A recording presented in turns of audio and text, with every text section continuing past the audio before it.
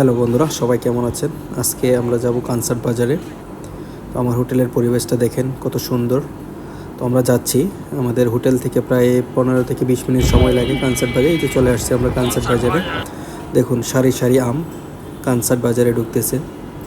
দেখুন বিশাল বিশাল আমের গাড়ি এগুলারে।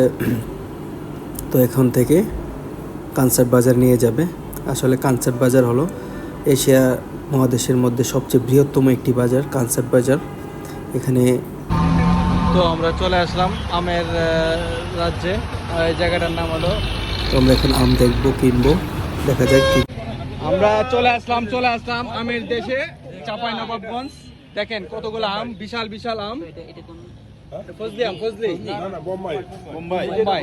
এটা হলো বোম্বাই, এটা হলো ফজলি। আর রূপালি কই? রূপালি। আর এটা হলো চাপাই। এটা কি? এটা কাকা বোম্বাই। আম কেনা হচ্ছে। আমরা যদি কি বলবো, একটা বাগান হ্যাঁ আপনাকে যদি বলি তাহলে তো দেখেন কতগুলো আম কানসার্ট বাজারে চলে আসে শিবগঞ্জ। তো আসলে এটা কি বলা হয় আমের রাজ্য।